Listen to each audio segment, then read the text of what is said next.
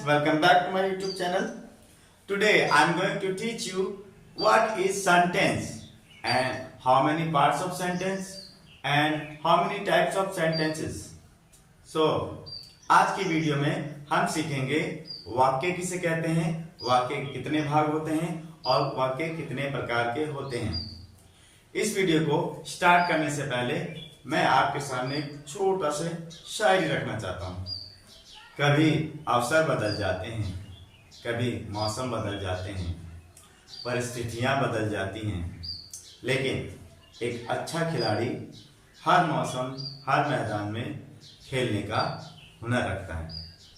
So let's start. Sentence, आज का topic हमारा सेंटेंस। सेंटेंस मीन्स वाक्य। सेंटेंस को हम हिंदी में वाक्य कहते हैं। सेंटेंस क्या होता है, चलिए समझने का प्रयास करते हैं। A group of words arrange in such a way that it gives complete meaning is called a sentence. I repeat it, a group of words arrange in such a way that it gives complete meaning is called a sentence. इसका meaning होता है शब्दों का समूह जो इस प्रकार व्यवस्थित हो कि वह पूर्ण अर्थ दे, वाक्य कहलाता है।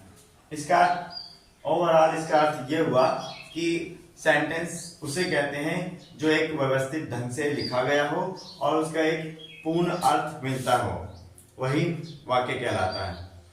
ठीक है, आई होप आपको समझ में आ गया होगा कि वाक्य क्या होता है। वाक्य एक लिखने का उसको सही ढंग होता है और उसका एक सेंस कंप्लीट पूर्ण अर्थ निकलना चाहिए। और सेंटेंस लिखते समय किन किन बातों पर हमें ध्यान देना चाहिए वो हम यहाँ पर देखते हैं। की पॉइंट्स, इट मीन्स कि सेंटेंस को लिखते समय हमें किन बातों का ध्यान देना चाहिए। फर्स्ट है, a sentence is a group of words arrange in a proper order to make complete sense. It means कि वाक्य वही होता है जो शब्दों का समूह हो और इसे अरेंज यानी व्यवस्थित रूप से लिखा गया हो और proper order to make complete sense, और उसका एक कंप्लीट सेंस यानी पूर्ण अर्थ मिलता हो। सेकंड पॉइंट है हमारा, the first word of the sentence must begin with a capital letter. जब भी हम कोई सेंटेंस राइट करते हैं इंग्लिश में, तो we can write, we must write first letter is capital. First letter is capital when we start any sentence. ठीक है, जब भी हम कोई सेंटेंस लिखते हैं इंग्लिश में तो पहला लेटर कैपिटल होना चाहिए। ये हमें इसका मुख्य पॉइंट्स बताता है। और जो हमारा थर्ड पॉइंट है, the sentence must and with a proper punctuation mark. जो हमारा थर्ड पॉइंट है, द सेंटेंस मस्ट एंड, जब भी हम किसी सेंटेंस का एंड करते हैं यानी उसका अंत करते हैं तो हमें उसके लास्ट में पंक्चुएशन मार्क लगाना चाहिए। पंक्चुएशन मार्क में आपका क्वेश्चन मार्क भी हो सकता है, एक्सक्लेमेशन मार्क भी हो सकता है और फुल स्टॉप भी हो सकता है। तो देखिए, जैसे हमने यहाँ लिखा है फर्स्ट लेटर कैपिटल है और लास्ट में पंक्चुएशन मार्क लगा हुआ है यानी फुल स्टॉप लगा हुआ है। आई होप आप समझ गए होंगे कि सेंटेंस किसे कहते हैं और सेंटेंस लिखते समय हमें किन किन बातों का ध्यान देना चाहिए। चलिए आगे चलते हैं। यस, अब हम पार्ट्स ऑफ सेंटेंस पढ़ेंगे। सेंटेंस के कितने पार्ट्स होते हैं? सेंटेंस मेनली टू पार्ट्स होते हैं, subject and predicate. Subject and predicate. अभी हम सब्जेक्ट, सबसे पहले हम पढ़ेंगे सब्जेक्ट। सब्जेक्ट को हम हिंदी में कर्ता कहते हैं। चलिए इसको समझने का प्रयास करते हैं।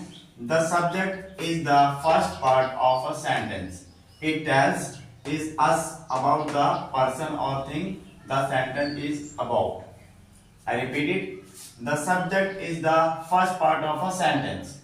It tells us about the person or thing the sentence is about. इसका मीनिंग होता है, कर्ता वाक्य का पहला भाग है। यह हमें उस व्यक्ति या वस्तु के बारे में बताता है जिसके बारे में वाक्य लिखा गया है।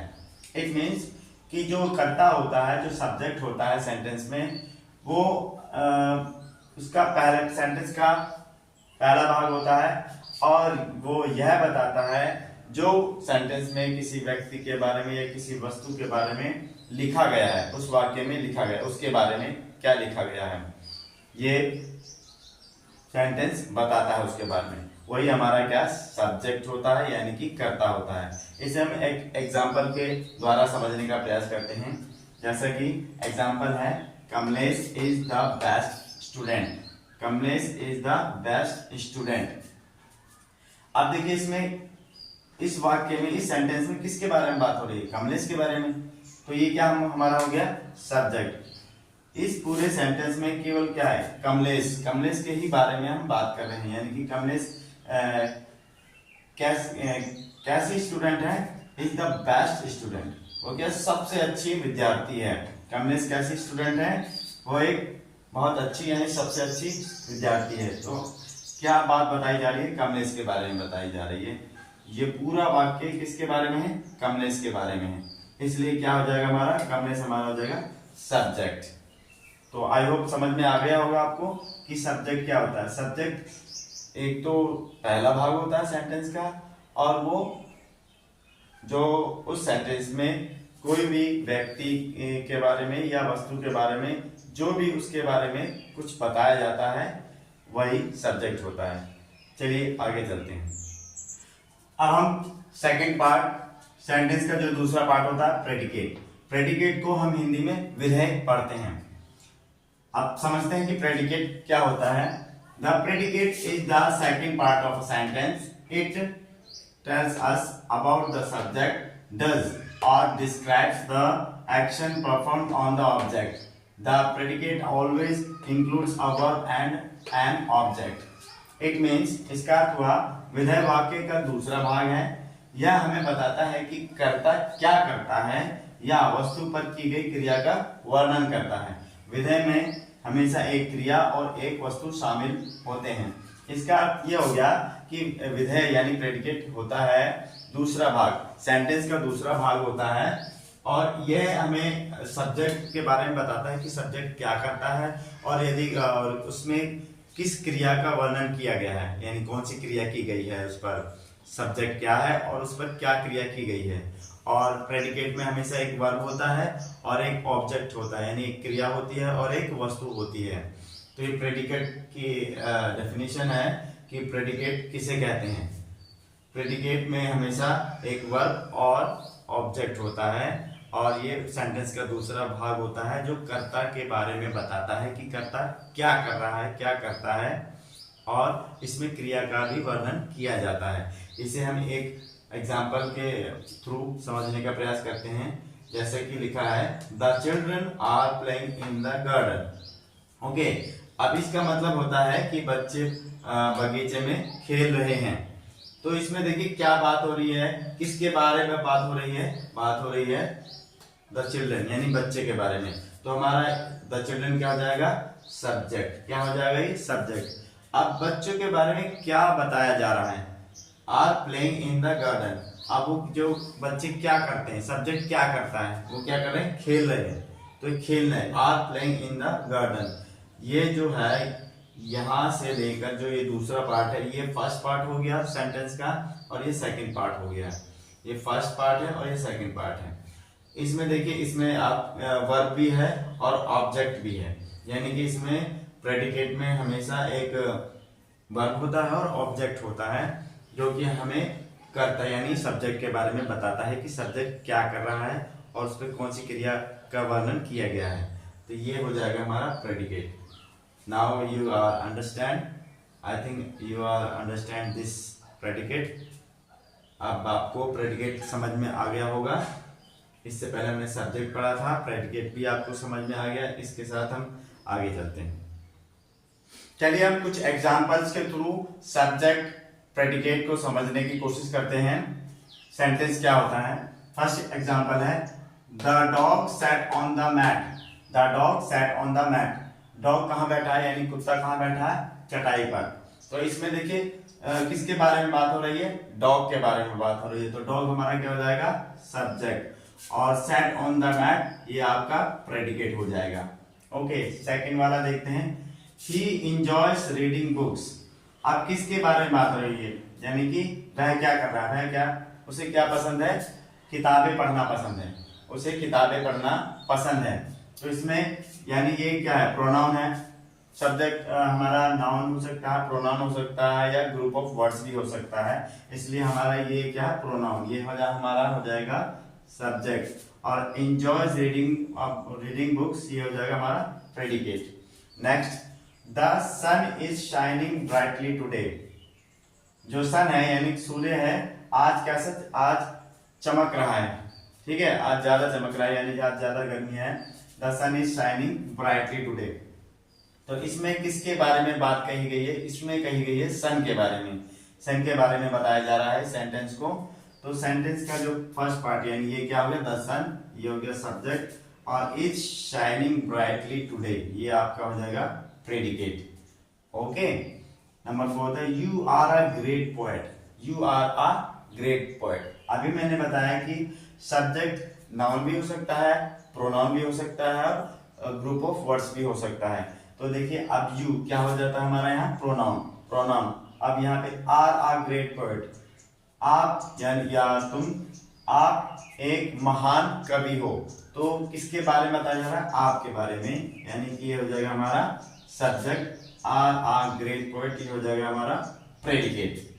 ठीक है, आई होप आपको समझ में आ रहा होगा एग्जाम्पल के द्वारा। नंबर 5 है can you please pass the salad. ठीक है, और यहाँ पे एक प्रश्नवाचक ये सेंटेंस है, इंट्रोगेटिव सेंटेंस है। इसमें पूछा जा रहा है can you please pass the salad, यानी क्या क्या क्या तुम सैलेड पास कर सकते हो, यानी मुझे सैलेड सलाद दे सकते हो। तो इसमें क्या, इसमें सब्जेक्ट क्या होगा,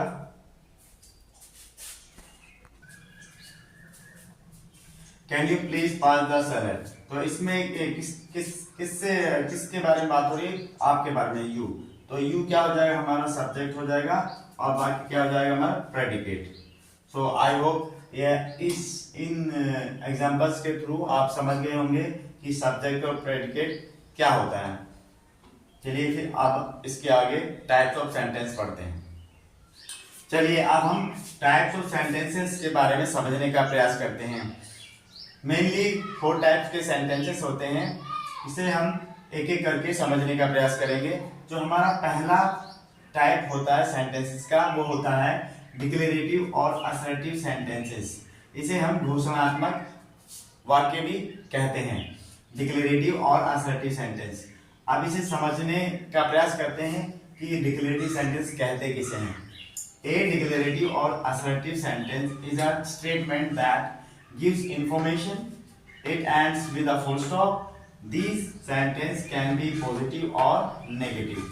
इसका अर्थ ये होता है कि जो डिक्लेरेटिव सेंटेंसेस होते हैं वो एक स्टेटमेंट यानी एक अवस्था स्थिति के बारे में हमें सूचना देते हैं, यानी इंफॉर्मेशन देते हैं कि उस वाक्य में क्या कहा जा रहा है, क्या हो रहा है, उसके क्या स्थिति है, उस वाक्य की क्या कंडीशन है, कैसी स्थिति है, वो उससे रिलेटेड हमें सूचना मिलती है, यानी इंफॉर्मेशन प्राप्त होती है।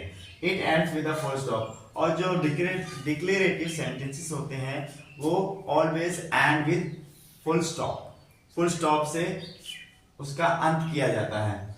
This sentence can B positive और नेगेटिव। और इसमें एक बात और ध्यान देने वाली बात होती है कि डिक्लेरेटिव सेंटेंस या हम असर्टिव सेंटेंसेस भी कह सकते हैं इसको। इसमें आप पॉजिटिव सेंटेंसेस भी पढ़ते हैं और नेगेटिव सेंटेंसेस भी पढ़ते हैं। ठीक है, इसे हम 2 एग्जांपल्स के थ्रू समझते हैं। पहला एग्जांपल लिया है हमने, I have reach the assembly on time. It means मैं असेंबली यानी सभा में समय पर पहुंचा। तो ये क्या है, पॉजिटिव वे बता रहा है, ये कैसी कंडीशन, एक सकारात्मक अवस्था बता रहा है कि इसमें जब मैं एक सभा में समय पर पहुंचा, तो एक सकारात्मक पॉजिटिव स्थिति को, कंडीशन को बता रहा है, स्टेटमेंट को बताता है। और हाँ, और एक बात और ध्यान देने वाली है, पॉजिटिव को हम अफर्मेटिव कहते हैं, पॉजिटिव को हम अफर्मेटिव भी कहते हैं। ये I have reached the assembly on time, इसे हम अफर्मेटिव सेंटेंसेस भी कहते हैं। ये किसके अंतर्गत आता है? डिक्लेरेटिव सेंटेंसेस के अंतर्गत आते हैं ऐसे सेंटेंसेस। दूसरा एग्जांपल है Siya did not score good in examination. जो सिया है उसने एग्जामिनेशन में यानी परीक्षा में अच्छा स्कोर नहीं किया, अच्छे स्कोर नहीं कर पाई। तो ये एक नेगेटिव इसकी स्टेटमेंट बताता है कि इस सेंटेंस में नेगेटिव बात कही गई है। इसे हम नेगेटिव सेंटेंसेस कहेंगे, किसका? डिक्लेरेटिव या असर्टिव सेंटेंसेस का।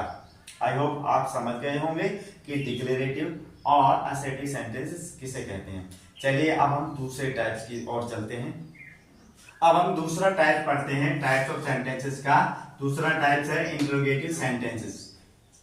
ओके, इसमें हम पढ़ के समझते हैं। The sentence that ask a question are called interrogative sentence. It ends with a question mark. This sentence can be yes, no और WH क्वेश्चंस। इट मींस, इसका मतलब ये हुआ, ये इस प्रकार के सेंटेंस यानी वाक्य होते हैं जिसमें कोई प्रश्न किया जाता है, कोई प्रश्न पूछा जाता है, ठीक है। और ये हमेशा इसका जो अंत होता है एक मार्क ऑफ इंटरोगेशन यानी प्रश्नवाचक चिन्ह होता है, क्वेश्चन मार्क होता है।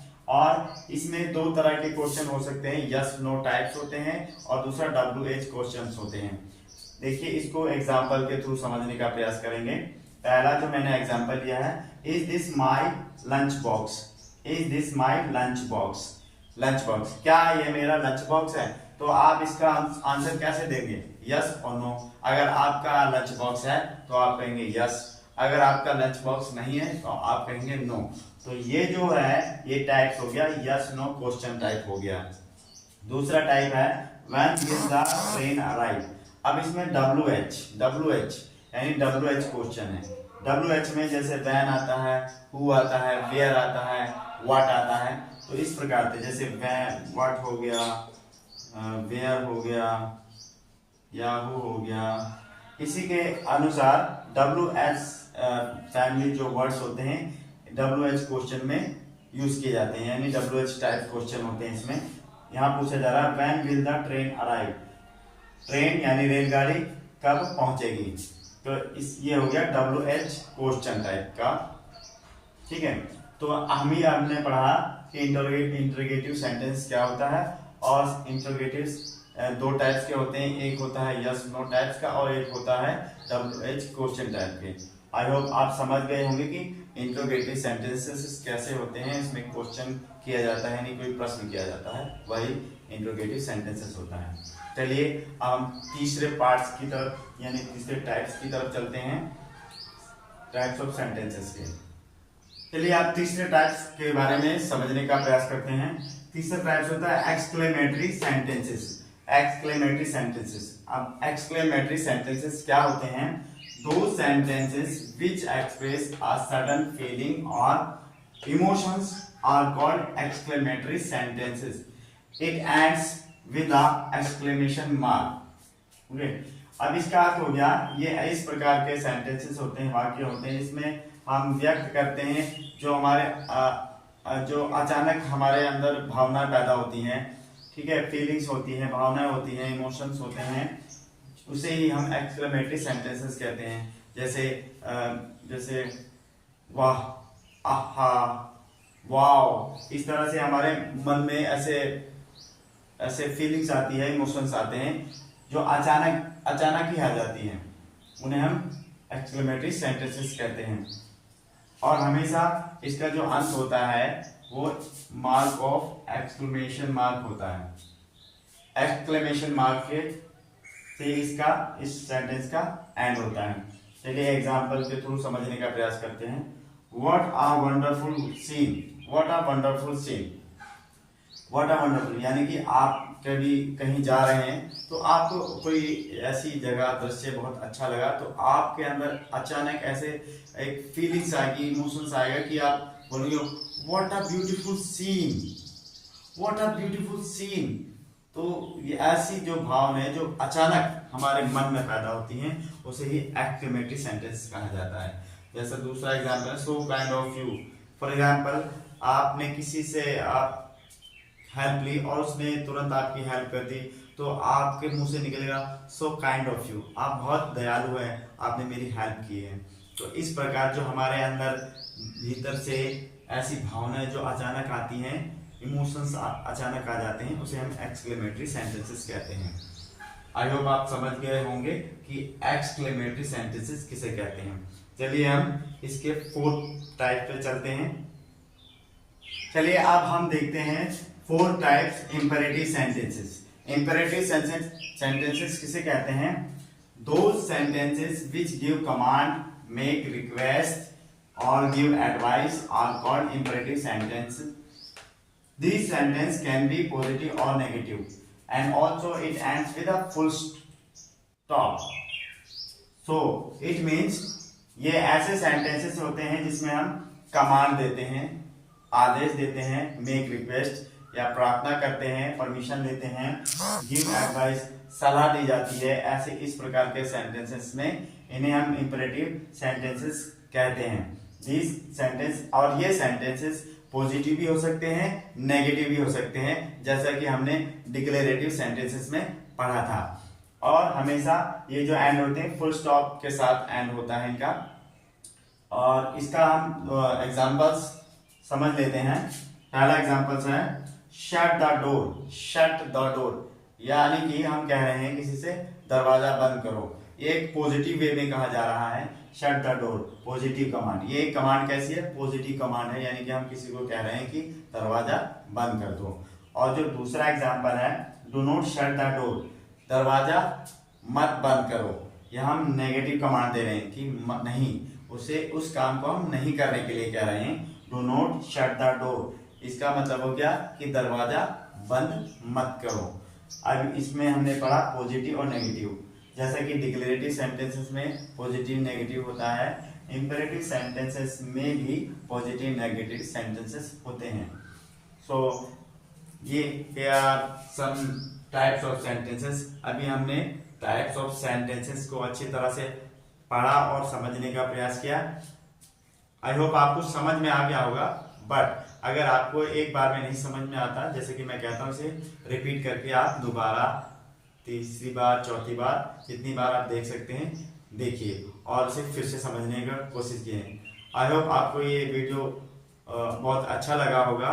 मैंने अपनी तरफ से पूरी कोशिश की है समझाने की। और अगर आपको ये वीडियो बहुत पसंद आया तो मुझे कमेंट्स करके बताइए कि मेरा वीडियो कैसा रहा। और लाइक कीजिए, शेयर कीजिए और सब्सक्राइब कीजिए।